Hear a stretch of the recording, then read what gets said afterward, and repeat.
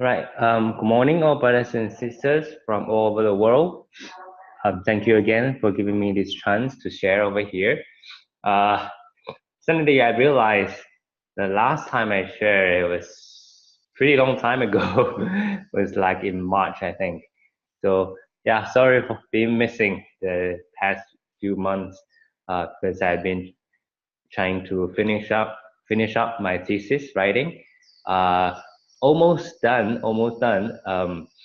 Uh, Passed my oral presentation, but still last bits of updating my thesis. So hopefully I can graduate soon.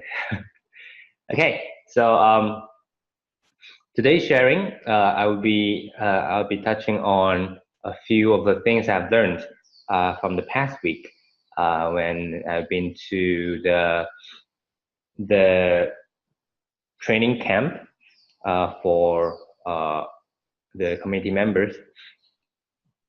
That I think some of you all have been there also. So please pardon me if you have heard this before, um, and let's share with each other later also. You can please do elaborate on my sharing. But the topic I'd like to talk about is time, which I really learned so much during this camp, especially because we had a lesson where we invited Brother Christopher to share with us in English, and we all know Brother Christopher, or also known as Xiao Niu, Brother Xiao Niu, or formerly Cheng Yuan Shishong, or Brother Christopher. Okay, now only 16 years old, but already going to begin his university life. In fact, her year three of university, and he'll be studying in UC Berkeley, beginning this September, I think. Yeah. He vowed to master before that he's going to complete uh, his study in 6 years, quickly getting his bachelor so that he can um, quickly begin um, entering the mission and upholding the mission. So he shared during that sharing that what is time? What is time?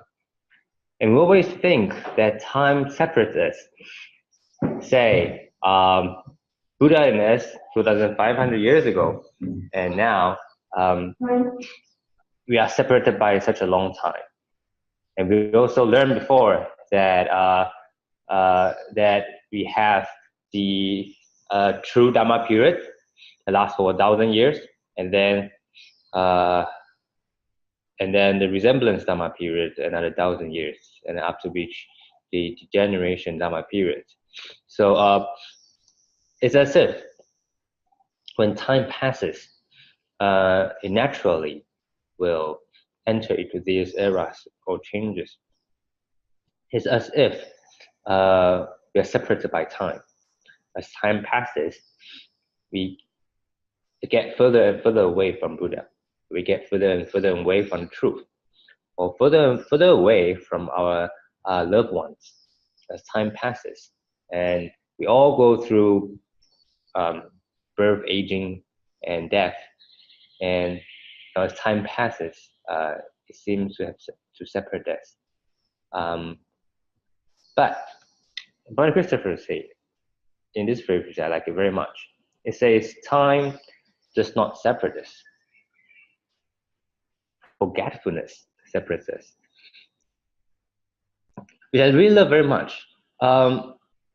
Imagine again, just now when we were talking about 2,500 years ago, Buddha's time and us, it's a long time. I mean, 2,500 years is it's don't know how many lifetimes of reincarnations going through the six realms. But yet, Buddha's teaching is still here, and we still listen to it. we still practice it. And Master is leading us onto this path or Bodhisattva path, still strong and remembered, and walking on it, listening to it, practicing it. So it's as if, well, really, because we're really, really thankful of our Master for bringing us back, for sort of reminding us of all of these teachings that we might have heard before in our past lives. We all like to have the analogy that that our affinity with Master was long before, that we might have sat in the Vulture's Peak together before, but probably have forgot about it for a long time already. But Master reminded us of that Buddha nature that we all already have, of all the lessons that we have heard before, of all the goodness that's already in us, reminding us that we all already have the treasure, the gem on us. And those reminders help us to come back, to link us again with Buddha that's 2,500 years ago, or Buddha that is no birth, no death, that is always there, that's permanent, there's always present. So time is not the factor that brings things apart, but forgetfulness that separates things, that separates us from a few minutes ago. I mean, many a time it's shameful to say for me, every morning during morning lessons, listening to wisdom at dawn, it's really so difficult to remember every single ideas that the Master is trying to preach to us. So that's why she has always emphasized again and again and again, repeating it for a few times every day.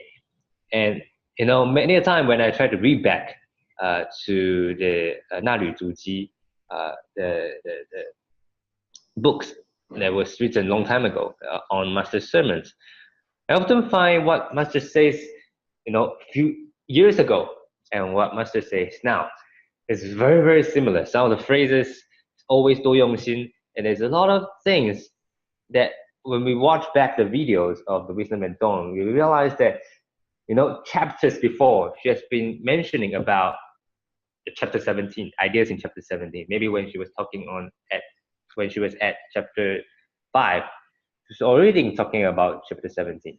And well, before we wouldn't have noticed it, or we wouldn't have understood it. But now when we look back, all ideas connect together, and then things start to pieces together into one single whole. It's as if it has never changed. Master has been speaking on it all the while. It's just that we never really remembered it.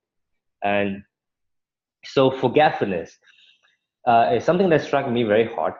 How do we not forget our Chu Fa Xin, the very first thought when we joined Tzu Chi, when we first learned about Tzu Chi, when we first learned about this whole good idea, that feeling of that passionate feeling of being with suffering, being with the people.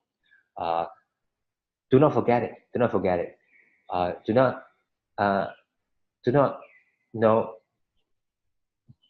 come to a stage when Tzu Chi becomes just tasks, become just tasks that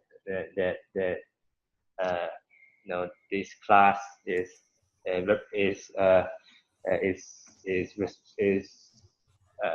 the responsibility of a certain 协力, and then this certain task is the responsibility of a certain another 协力, and so on and so forth. Don't come to the stage when it's only task, or when it's only just charity work. It just works. Okay, don't. Always remember why we are here. When we are here to practice, but all these works are actually to help us to practice ourselves, our hearts. So whether it's 2,500 years ago, or is it 2,300,000 years, it really doesn't make any difference anymore. If we remember, if we have the same heart. And so I was asking myself, how do I maintain that same heart, the same goodness, the same good thoughts every single second? I mean, that's difficult when I try to, many a times I was suddenly like coming to realization of what I'm doing now. And then I'll be like, wait a minute, what have I been thinking like for the past few, don't know how many minutes? Why am I in such trouble or in such worries, in such afflictions? And then, in that sudden split second, I'll suddenly come into that awakeness and realization that, hey, what have I been thinking about? Why am I troubled in those worries? And I'll be asking myself, why have I not been able to maintain that goodness, all the while? I mean, when we go to gongxiu or group sharing, or after a morning class, or after an event together, we always feel that joy and that happiness and that vow, that strong vow, after training hands, that that the very strong will and passion and fasi, Dhamma joy, to continue and so on and so forth. But those feelings or those vows or those repentance somehow just doesn't last as long as we wish it to be. So how do we sustain it? I remember of what Master has been repeating. In fact, I was amazed when I look back to this again. The 4 practices, 无欲修、无间修、常识修、尊重修, closeness practices, non-stop practice, long-time practice, respectful practice. I mean, I think with these 4, at least 2 or 3 of them is already about time. It's about how to sustain. And not just sustaining, but every single second, non-stop, continuing it for a long time, continuing.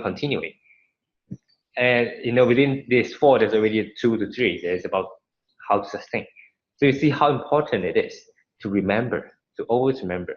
And how to do that, these past few days, I've been trying something new. That's also what masters say, that is 念念相续. How to connect each thought to the next.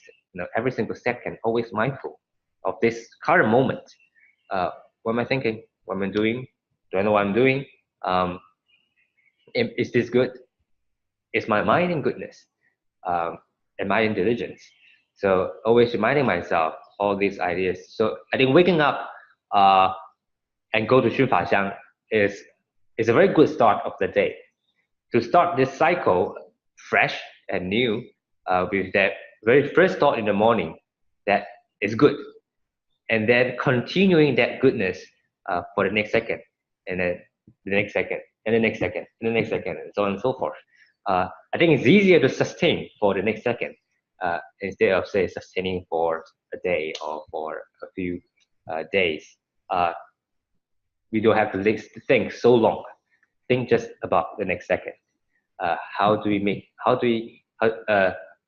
sure that our next second is good, and the next second is also good, and the next second is also very good, and so on and so forth, connecting each thought to the next, and always reminding ourselves every single time.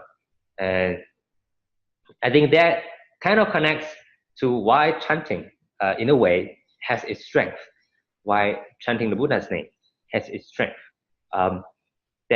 Because that continuous chanting or meditation helps us to connect those thoughts, to be mindful of the times. So that's so from there I see the strength of it, but at the same time I also know that it's a way to practice. It's a way to help us to continue those thoughts. And there's many ways to do that same thing also. How to, in our daily life, continuing that Tzu Chi spirit, that goodness, as when we are washing our clothes, when we are sweeping the floor, when we are cooking our dinner, so on and so forth. How do we continue that good thoughts so that our meal is filled with love, so that when we are sweeping our floor, we are also sweeping away the dust in our heart, so on and so forth. How do we make every our actions be connected to that goodness, and always continuing on that, so that our life is not separated to Tzu Chi and work and family, becoming parts and pieces. No, connects them into one integral whole. That all the time we are always using that same goodness. All the time, no matter when we are working or when we are at home, it's always that same goodness, that same diligence, that same thought, and the next thought, and the next thought, continuing.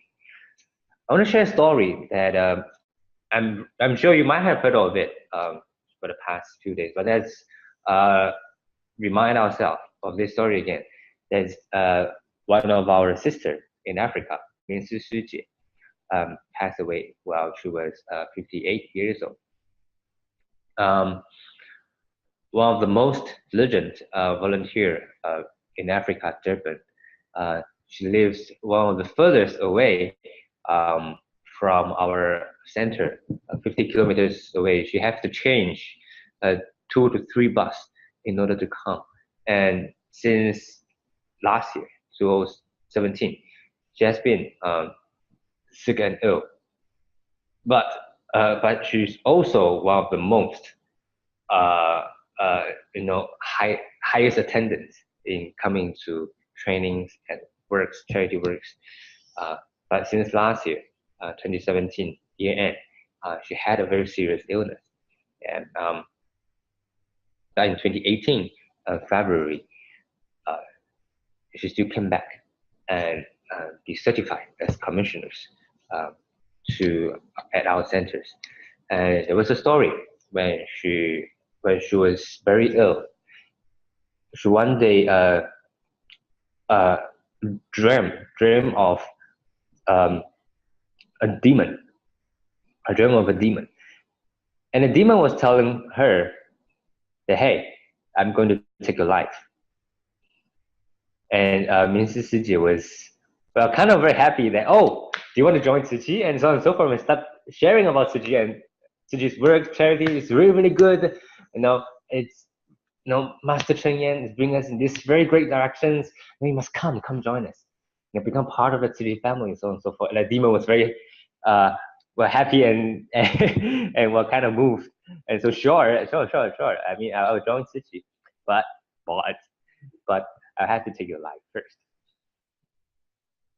And Mrs. Tzu Chi was like, okay, yes. I mean, you're going to join Tzu Chi. That's the greatest. I'm so happy. I mean, I can do anything as long as you're willing to join Tzu Chi. But she said, but you have to remember, after you take my life, I mean, once you become a Tzu Chi disciple, master disciple, you must remember to take the 10 precepts. And the first precept is no killing. So and you must remember, you must be a vegetarian, okay? And so on and so forth. So that's a conversation with the demon when she was dreaming, when she was sleeping. It's really such that true manifestation of that sustaining the goodness all the while, even while dreaming. It's really, really, really amazing. I mean, how do we control our thoughts when we are dreaming? It's almost impossible. But how do we do that? That is from when we were awake. What are we thinking? What is our thoughts? What is the thoughts that has been connecting us all the while? Those thoughts, those deep down inside, the thoughts will manifest in our dreams. And this is her dream. Well, in her dream, she's still recruiting. She's still sharing about Tzu Chi. She's still hoping, the demon can join Tzu Chi. I mean, even if that means taking her life. Still very happy, joyous, not a single attachment. Truly amazing. And indeed, we see her, although ill and very seriously ill, but when our youngsters wanted to bring a chair for her to sit when she was getting commissioned, she said, no, I'm going to stand. She takes the commissioning very, very seriously. She's going to stand with everyone else and be commissioned. And during that day, she also stood up and shared with everyone that she's going to continue the vow of doing Tzu Chi until her last breath. And in April, she passed away. So how she has been able to continue that thought all the while also reminds me of what Master has said these past few days. I heard of someone sharing about this. We were doing this, the 法脉中门纲要, that is trying to come up with an essence, the gist, or a summary, the most important core of what Tzu Chi school of Buddhism is all about. And so there was a lot of versions of how to arrange all these ideas. I mean, Master have talked about so many things. How to put it into perspective, how to connect the dots and make it into something that is easily understandable. And when we need to search for a certain idea or that the Master have preached before, you can easily find it. Or how do we see the big picture of what Master has spoke about? I mean, we cannot say that Master's teaching is, you go and read it up in Nali Tzu Chi, and then you have one whole shelf of all the teachings over there, and trying to and say this Master's teaching. No, we have to try to summarize it and try to find out what is the key, what is the core, what's the key idea. And so we have a lot of different versions of trying to put it into perspective. It's still a task at work, still in action. So this in a photograph is one of the version of this sort of in a timeline view of what Master spoke before. Say, 付出无所求 was spoke in a certain year. 主动岁月 is began in what year, so on and so forth. Some ideas when did Master first spoke of the idea, so on and so forth. We split it down into this scroll that actually was 6 meters long. It was amazing. It was really amazing. Looking at it, 6 meters long, and when we showed this to Master, she was looking through it, from the very first day, 1964, when she began the Jing's abode and her monastic life, and continuing that, reading through it, and at last, at the end, she was nodding her head and said, "There's not a moment in life that I regret." I mean, when I heard this again, it's struck in my head, how amazing is that? I mean, when we look back to our life, for Master, she look back to these 52 years of doing Tzu Chi. She said, "There's not a moment in life that I regret." How about this? What are some of the moments that we still remember now? I mean, I'm only 28. Well, there's only these beats of memories, that really doesn't count much when I look back. And of course, there's a lot of things that I regret and a lot of things that I feel shameful about. There are a lot of things that if I can do it again, I want to do it better, so on and so forth. But much this is not a moment in life that I regret. There's not a moment in life that she has let it wasted. There's not a moment in life that has not been in goodness. It's truly amazing how she has connected her thoughts from one to another, always in goodness, and how her teachings has been, all the while, she has spoke of so much things and have done so much things all the while. So, really, we are truly grateful to be born in this era that we can see for our own eyes, meet in the face of such a saint, such a person, such a practitioner that has been able to put into action and manifest for us to see that this is possible. that as human beings, it's possible to be this way, sustaining each and every thought. So in the last Yuan Yuan of the camp, she spoke of this. 法麦有没有交代好？ She was reflecting and keep reminding and asking herself, has the Dhamma lineage been understood clearly? Has she put it across clearly? Has us disciples, have we understood it already? She took into heart this very much. And it really depends on us. Have we understood it clearly? And has the path been laid out firmly? Has it been very clear? Are we all very sure what we are doing? What is our mission? Is the system already sustainable? Is the things already smooth? Is the path already right, in the right direction? Not a single bit of astray. Is it very, very firm and sure? And for the next centuries to come, we need to pave the path well and smooth.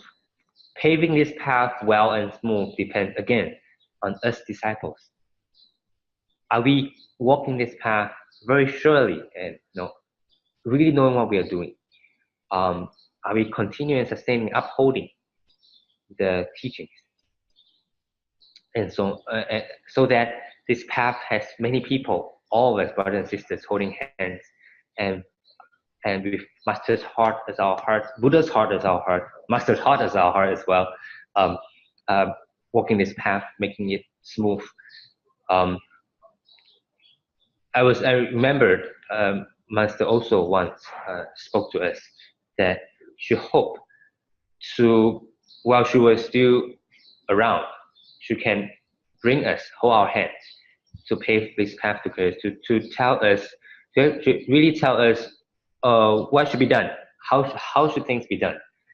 So many a time, as we are working over here in the boat, Master will remind us that we must let her know the things.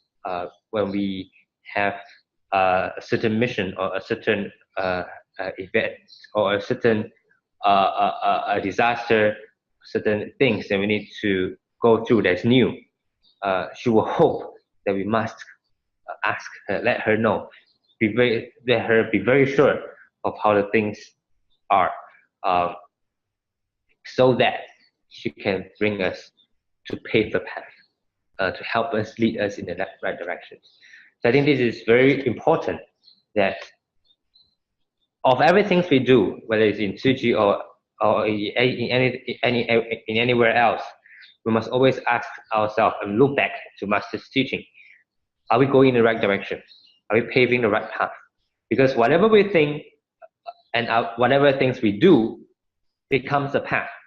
Because whatever thing we do is like our steps walking through the grass road. It will leave a trace. It will leave a track. And people behind will look at us and see this track going through and thinking, hey, someone has done it before. Maybe this is right. Or maybe this is right. Maybe this is the way to go. But we need to ask ourselves, are we walking it right, so that the people behind can follow this track together? Or are we leading it maybe somewhere slanted, and we might lead people to the wrong direction? So every single action, every single thought, as we are wearing this Tzu Chi uniform, when we are now already in Tzu Chi together, we always connected back to Master's teaching and her goodness and thoughts. Every actions pave it in the right directions, always reminding ourselves of that. So we come back to time. Now, all the time, do not forget. Do not let forgetfulness separate us from true Dharma. Do not let forgetfulness bring Dharma into resemblance Dharma period too fast. I mean, what's the difference between true Dharma period and resemblance Dharma period? It's when we forgot what we are doing. When we are just doing the actions without knowing what we are doing, that is resemblance Dharma period. That is like praying to the statues without knowing what we are praying for, why we are doing all these actions. its resemblance Dharma period. So, and that's the difference when we forget. So do not forget. So that is time. And that's wisdom life. And that's something that we already have, sustaining it, always upholding it. So I think within this topic, I could answer one of the questions that was mentioned. That what is about the Dharani practice that Master has preached before. Actually, Master has preached on it many different times in many different sessions. But during this is in chapter 12 on the chapter on the Devadatta, we heard of the Dragon Maiden having obtaining all the Ranis, and so when she presented the jewel to the Buddha quickly received it in representations that what she is doing is in the right direction, and Buddha accepted it very much, very quickly. And so this question was asking, so what is the Dharani about? Let's remind ourselves that Dharani or Toloni it literally means to uphold and maintain. And what we uphold and what we maintain, Master interpreted this way: 总一切法，持一切善. Upholding all Dharma, maintaining in all goodness. So I think this connects back to that whole time idea again. How do we uphold all Dharma all the time? How do we maintain ourselves in goodness all the time? And that's Dharani. Of course, in the normal Buddhist text, you might see that Dharani is these short, powerful words, phrases that's almost like mantras, that short phrases that you can chant on it, that is very powerful, that has kind of summarizes all the Dharma and then so on and so forth. But let's link the idea, Dharani, back to this life, to this present world. How do we see it? How do we understand it? I think it's like our Jing aphorisms, or like this very first phrase we were sharing that this time is a separatist, forgetfulness separatist. I mean, these are powerful words that can lead us in the right directions. That, well, at least to me, I mean, these words struck me in my head very much, and I was like, wow, this is powerful, and it helped me to think about how do I practice, how do I sustain my goodness, how do I connect my thoughts, on and on. So such powerful words are like these Dharanis, short and powerful phrases that help us to realize the right teachings.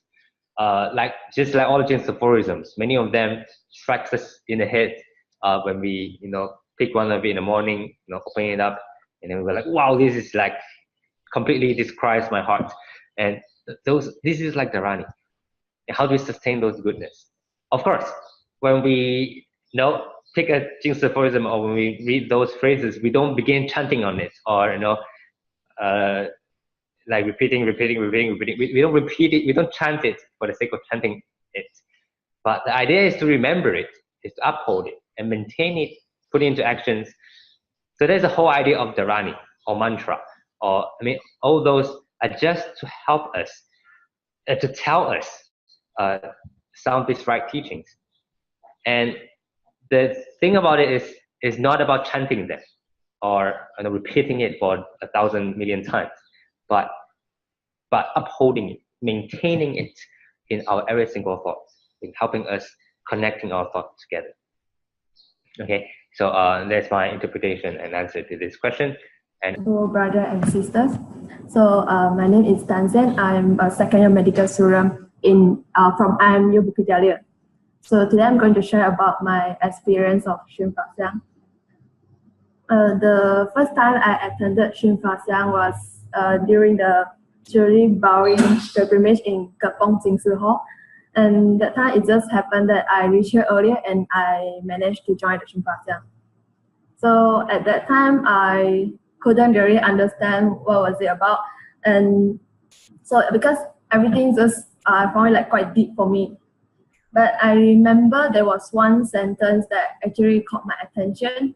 I remember Xiang Ren said that not to make judgment about anyone before I know the truth. So at the time I felt quite guilty about myself because I used to like judge people based on my own assumption, and so it made me like spread all the fake news around. So this was actually the first time that I felt like it sounds like Shang was actually like talking to me, like advised me that I should think before talking. So since that it happened last year, and since that I started to go Xun Fa Xiang occasionally. Until June, I actually like challenged myself. I gave myself a period of 1 week and see if I can commit every day. Yeah, and surprisingly, I made it, and I continue until now.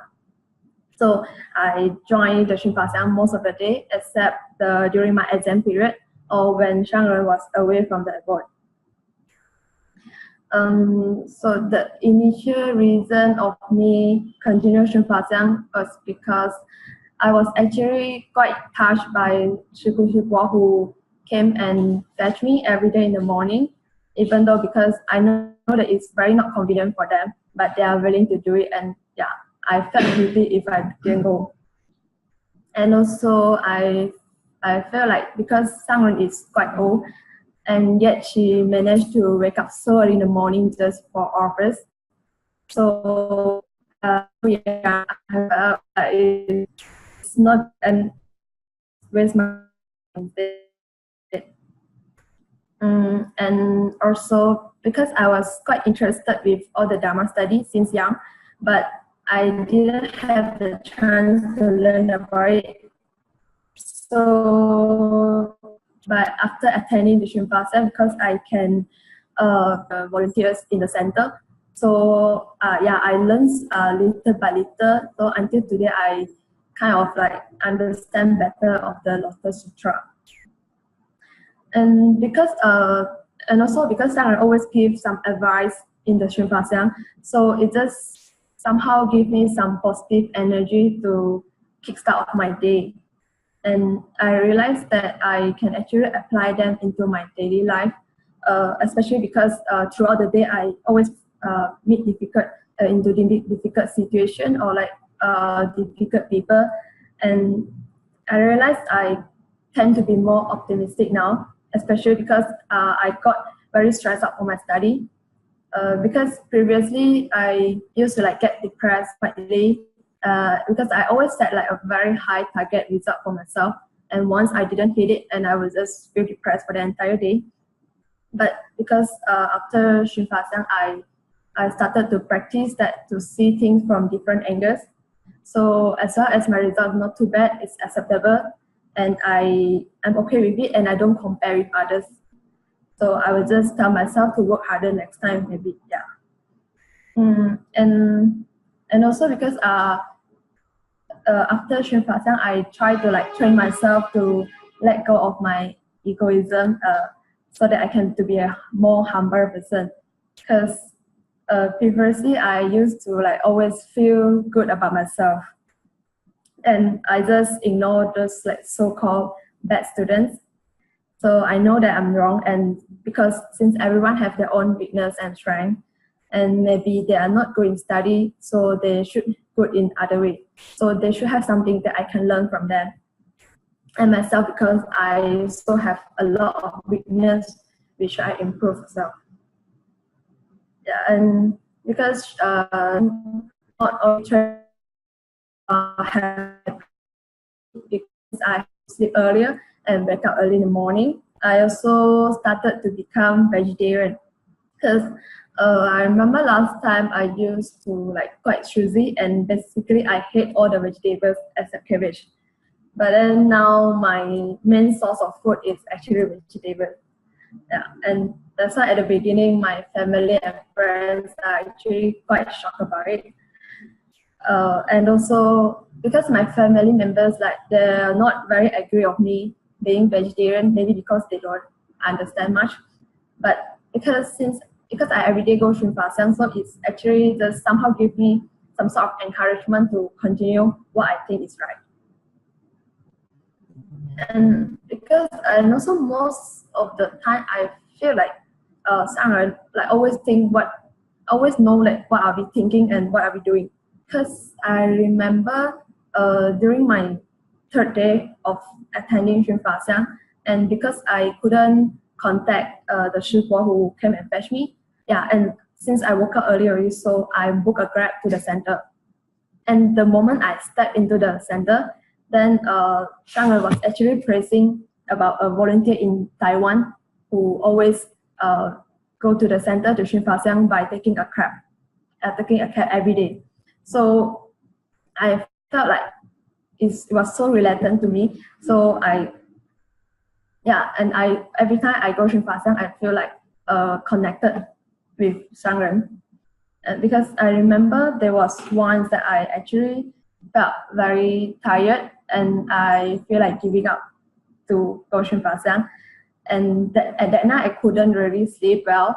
But then the next morning I still managed to wake up, and the moment I stepped into the center again, and I heard that she was actually advising us not to forget the initial vow that we made to come Xunfa every day.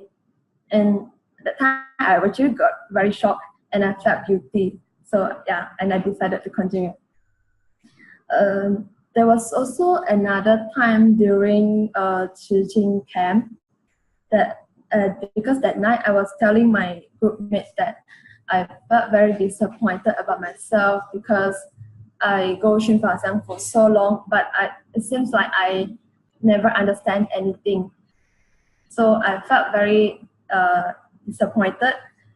But then the next morning, again, I feel like Shangren was talking to me again because she was telling a story about one story that I feel quite related to me. She said that even though a person who is uncivilized, as well as he has a chance to learn Dharma, then one day he will surely understand. I mean, it's just a matter of time, so we just need to be patient.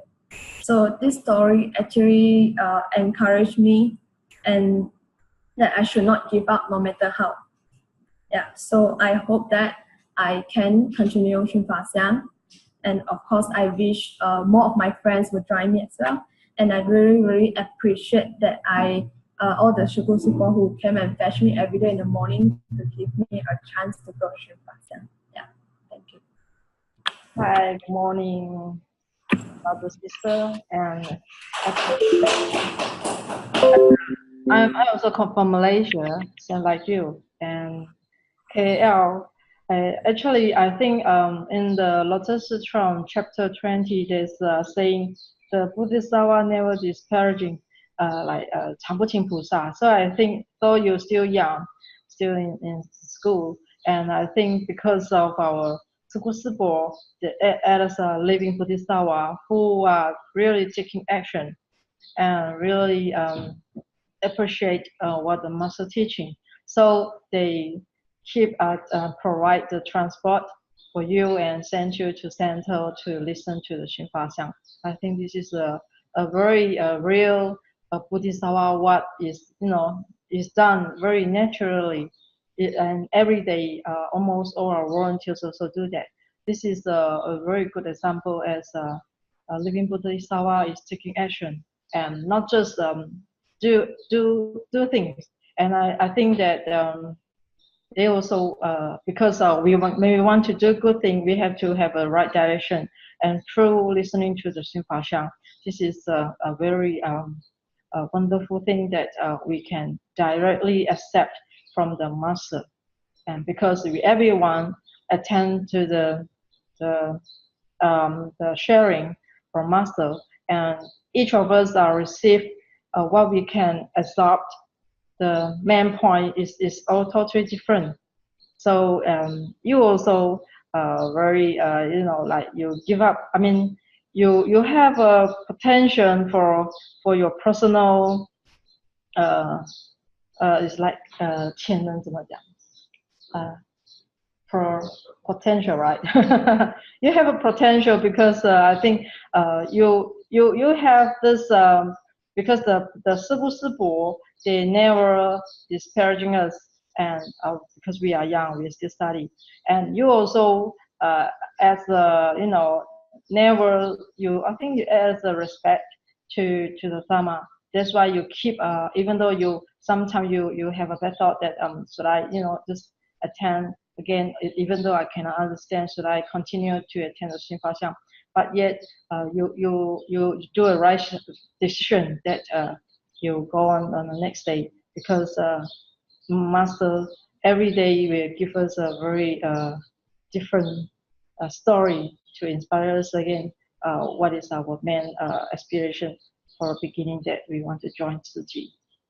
Yeah, I think this is my feedback about you. Thank you. Good morning, Shifu, brothers and sisters. I am Kathy, a Tzu Chi alumni, and today I would like to share my Xun Fa Xiang experience with everyone. So the first time I attended Xun Fa Xiang was during 2016 December, during the Tzu Chi Taiwan camp. I had a chance to volunteer at a boat and the Tzu Chi Hualien hospital. So we were staying at the abode, for around 10 days. So at first I was quite worried that I would doze off during all the morning Xun Fa Xiang because I cannot get used to waking up early. But then one day I was just listening to the playback video and I found the terms very interesting because I was previously studying about ancient India,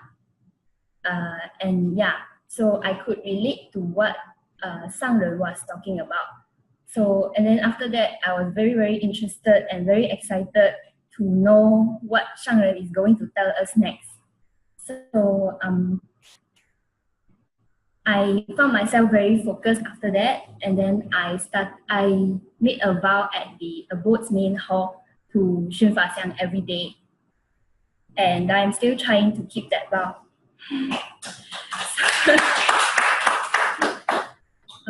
So when I came back to Malaysia from Taiwan, I started Xun Fa Xiang, and then I faced a few difficulties.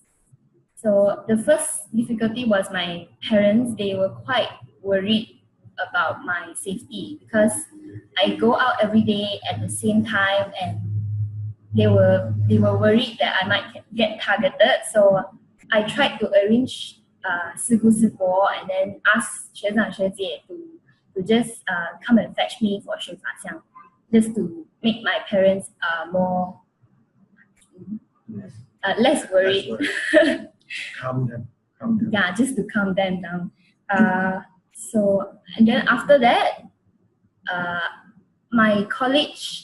during my college years, my classes was around 8, so I had to catch a train around 7, and usually Xun Fa Xiang ends at 6:50, so that's also a problem for me. So sometimes I try to leave early, but sometimes I will skip Xun Fa Xiang, but then I will read back to the notes sent to the WhatsApp group.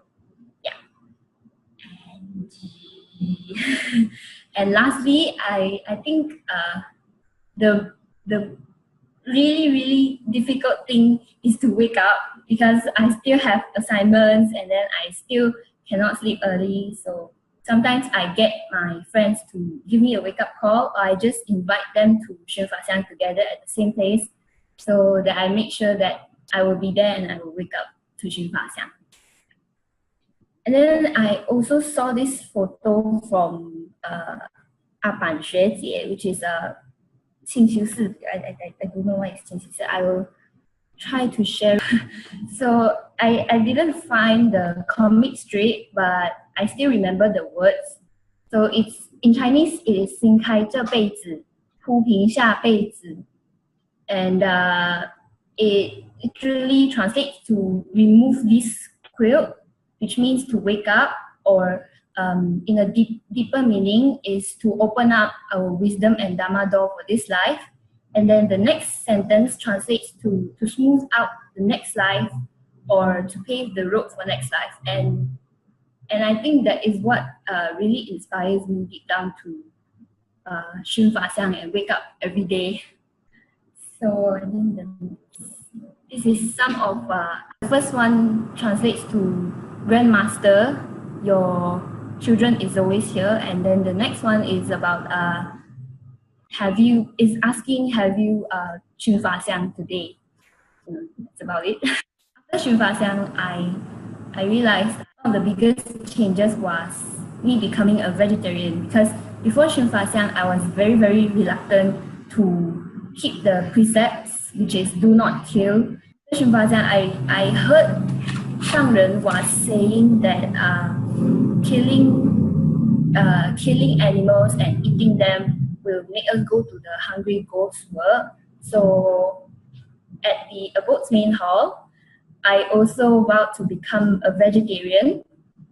And now I am actually a vegan, which means I don't take eggs and milk. And before 熏法香, I also didn't want to let go of my pride, and because I didn't want to go recycling. I am so scared of the filth and the smell.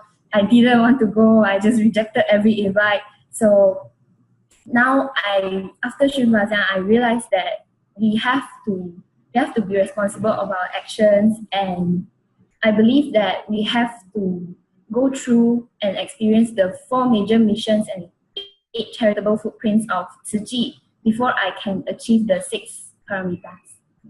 Yeah. And so yeah, I started to go to recycling stations more often, and I felt a lot of joy when I was helping there. So I didn't know why I don't want to go.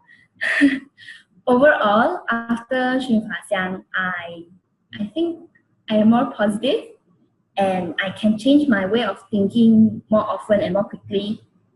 And I hope that I can always remain 熏法香 every day and to keep my vow. Yeah, that's it.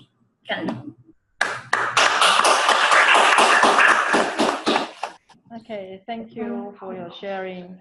So I think I remember last year when during the Tzu Jing, the whole world Tzu Jing camp went back to Jing abroad, and I think I remember to share with them, saying that if possible, because Master of Sangren give you a present, which is the English version and Chinese version of the Sutra of Infinite Meaning.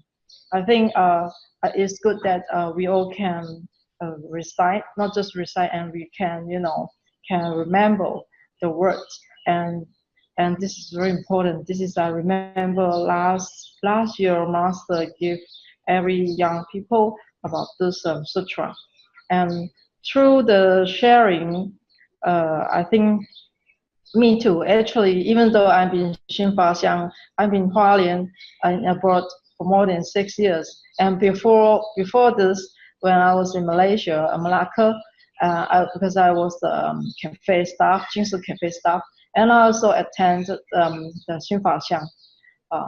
And I went to the center as well with some other colleagues. So actually, I also quite often to have a problem. It always disturb me. That is, I very easily to get those out, and I can fall asleep very quickly. And I always say, they say, can you understand Master's the Taiwan language, the Taiwan Taiyu? And I think that I only cannot understand when I fall asleep. If I wake up and fresh mind, I think I can listen maybe more than 50%. So even though now in the abroad, I wasn't on the spot and listen directly from Master Cheng, and I sit very close to the Master at the main hall. To be honest, sometimes I also feel very I repent and feel that it's like I personally, everyone have a problem of listening and to accept the Dharma. And I also want to learn from you all, because you all see you can find a way to let you to absorb the very essential the very main point. This is not easy. At least I have to learn from you all who listen to 熏法香very very diligently, and not just attend, and also have a Dharma joy of listen. So I'm also very glad that even though because of the advance of technology, we can review. So this is a good way for me to push out myself to learn at night time to read what the master talked about this morning. So I think, is there anyone who want to have another sharing? Or there's a question saying our Buddha statues, the Liu Li for is very expensive. Why? To be honest, for our Tzu Chi Liu Li for now, we don't have this Liu Li for sale at the cafe now, because I think there's no more produced. And as I know that for the famous painting, it's just a piece of paper. Why somehow it can sell in a very high price? 我怎么讲？就是那个名画，就是纸嘛， just a piece of paper and some coloring, and why when we go for 那拍卖啊还是怎么讲？It's like when we go and buy, as we go to art gallery. I think it's look at all those drawings. Those they are also just papers. Yeah. So why do they sell it at such a high price? Yes. So I think it's just a value, not because of the you see the material. value of the spirit. I mean, the produce. I mean the 创造人的那种精神的。The spirit of the artist. Yeah.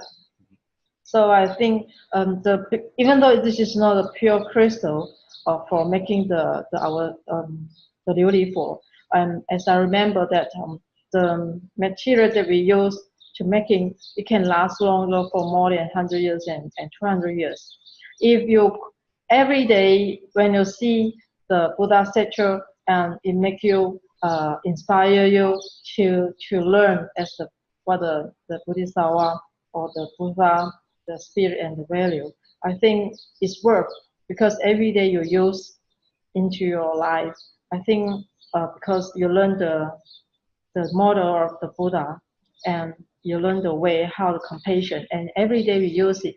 And I think if you divided the price every day, I think it maybe cost you 1 ringgit per day. If you 2,000 days, if it costs 2,000 at least. Just take for example, I can't remember the price for the small size and the medium size. So you convert, maybe in the few years you can earn back. So I think it is not in the money that how high it is. I think because it can last longer in your heart. This is also a very unique product as artist 那个艺术品。As an art. Yeah. Yeah. This is what I can give the answer. I'm not sure that you agree or not. Yeah. Just yeah. Yeah. 就是那种比方古董，这种很久了。It take time, just like just now. Yeah, Yuping say time does not separate us. So even though if this handphone is being produced 100 years ago, so if I want to sell it now, maybe it can up to a million or maybe it cost you 20 millions or what. Because this is 100 years ago, we have first product handphone. So, but now you think this handphone cannot use because it's been 200 years ago, and why now when you sell out, and why it costs so much money? Do you think this is not because it's useless? I cannot contact to other people. I cannot go to internet. But why it costs such a high price? So can you explain that? Are you like get crazy? Why you want to spend such money and want to buy this cell phone which is cannot use? But just because this is a first generation that the people who make it. So I think it is this we are not forcing the customer. You have to buy these things. It depends. You like it and you buy. I remember Master Cheng been talk about story. They say one cloth like a beautiful lady dress. Mm-hmm. So the price tag is I think maybe a few hundred of Taiwan money, and they've been displaying the rate for more than half years, but no one will buy. So after the owner or the seller who rise up the price to a few thousands, I think from 500 to 5,000 or what. So in a very short day, the customer buy it. So you think this is how we can explain, because people will think the high price is more value and will appreciate. If I give you free, if I say this is free, everyone can get, I think you wouldn't appreciate. Yeah, because you can get easily and you can forget very easily. This is what I can give this answer. Very true. That's really very true. Cảm ơn Hoàng Sư Phụ for I think for the other questions we might have to leave it for the next week. But thank you very much. Thank you Hoàng Sư Phụ for the answers. I think that was amazing. And thanks to the two sisters, Tzu Chi. So happy to see you all. I mean, my sister Tzu Chi always Tzu Chi. I'm also Tzu Chi. And and I'm also a vegan, so happy to see you join the rank. So happy to see youngsters doing this together. Just to say that you're not alone. We have a lot of youngsters in Taiwan also walking this path. And all over the world, teachings we are to uphold and continue this path that our Siku Sipo has laid it so firmly and well for us, and we can continue on forever and ever. And also I want to share, because like what Sister Kathy was saying, she has began listening to Xun Fa Xiang since the Tzu Chi camp, and I still remember that time we started a WhatsApp group to listen to the videos, the playback of Xun Fa Xiang from the very first 第一集, the very first sermon, and all the way up to now. I was looking back at our WhatsApp group. Since on the 28th of June is already the 200th sermon. So it was really amazing. You really have sustained it for half a year. It's truly amazing. I think it deserves really a round of applause from all of us. So please continue on with it, and we are all here doing this together. Thank you, and all the best. We should see you again at the end of the year, and to Sister Apple also, we should see you also at the end of the year. Thank you. See you again, and thank you everyone.